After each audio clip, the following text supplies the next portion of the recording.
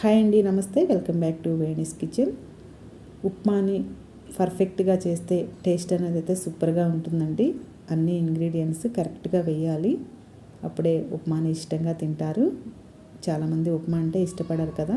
ఇలా మనం ఇప్పుడు నేను చెప్పిన విధంగా చేయండి, ఖచ్చితంగా చిన్నవాళ్ళు పెద్దవాళ్ళందరూ ఇష్టంగా తింటారు. దీనికి కావాల్సిన ఒక ప్యాన్ తీసుకొని దాంట్లో 4 స్పూన్ల ఆయిల్ వేసుకోవాలండి. ఎప్పుడైనా ఉప్మా చేస్తే ఆయిల్ అనేది క్వాంటిటీ ఎక్కువే ఉండాలి.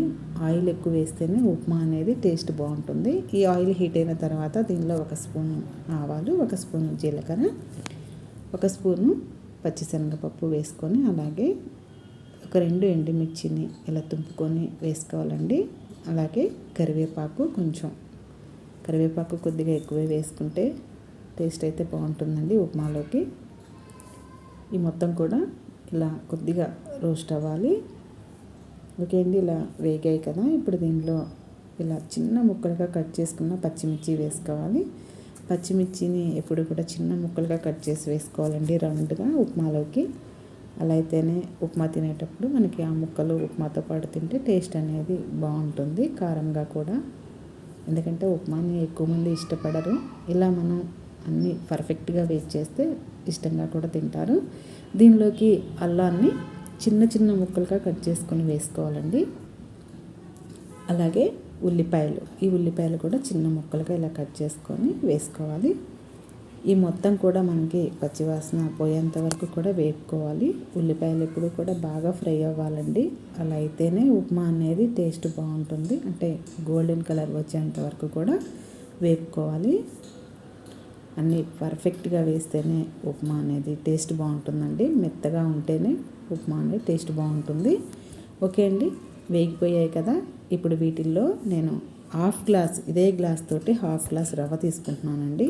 ఇప్పుడు ఈ హాఫ్ గ్లాస్ రవ్వ తీసుకున్న ఈ గ్లాస్ తోటే 2 గ్లాసుల నీళ్ళు తీసుకుంటున్నాను. అంటే హాఫ్ గ్లాస్ రవ్వకి 2 గ్లాసుల నీళ్ళు తీసుకుంటున్నాను. ఇప్పుడు దీనిలోకి మన రుచికి సరిపడా ఉప్పు వేసుకోవాలి. ఈ మొత్తం కూడా మనకి కొద్దిగా కలుపుకొని ఒకసారి కొంచెం కరివేపాకు కూడా పైన ఇలా వేసుకోండి, పచ్చి కరివేపాకు. అందులో ఉడికిపోతుంది, ఆ వాటర్లో స్మెల్ బాగా పడుతుందండి ఆ వాటర్ అంతటికి కూడా. ఇది మొత్తం కూడా తెల్లింది కదా. ఇప్పుడు దీనిలో ఈ హాఫ్ గ్లాస్ రవ్వ మొత్తాన్ని కూడా కొంచెం కొంచెంగా వేసుకుంటూ ఇలా తిప్పుకోవాలి. ఒకేసారి వేయకూడదండి, వేయటం వల్ల గట్టిగా గడ్డలుగా అయిపోతుంది, ఉప్మా అనేది గట్టిగా అవుతుంది. ఇలా జస్ట్ కొంచెం కొంచెం వేసుకుంటూ ఇలా బాగా తిప్పాలండి. రవ్వ మొత్తం కూడా లో ఫ్లేమ్లో పెట్టుకొని చేసుకోండి ఇదంతా ప్రాసెస్. వాటర్ కాగేంత వరకు హై ఫ్లేము, రవ్వ వేసిన తర్వాత ఇలా లో ఫ్లేమ్లో పెట్టుకొని తిప్పుకుంటూ ఉంటే మనకి ఆ ఉప్మా అంతా కూడా ఉడుకుతూ ఉంటుంది. ఈ ఉప్మాలో ఉండే వాటర్ అంతా కూడా మొత్తం కూడా ఎగిరిపోవాలండి, అప్పుడే టేస్ట్ అనేది బాగుంటుంది. చూసారు కదా, ఇలా దగ్గర పడిపోతుంది. ఉప్మా అంతా కూడా బాగా మెత్తగా అయ్యేంతవరకు కూడా లో ఫ్లేమ్లో పెట్టుకొని ఉడికించుకోవాలి. పిల్లలు పెద్దవాళ్ళకి ఎక్కువగా డైజెషన్ ప్రాబ్లం ఉంటుంది కదా, అలాంటి వాళ్ళకి ఈ ఉప్మాని ప్రిపేర్ చేయొచ్చండి. ఓకే అండి, చూడండి ఉడికిపోయింది. ఇప్పుడు ఇందులో కొద్దిగా కొత్తిమీర వేసుకొని ఇలా కలిపేసుకున్నాం. అంతేనండి, రెడీ అయిపోయింది ఉప్మా.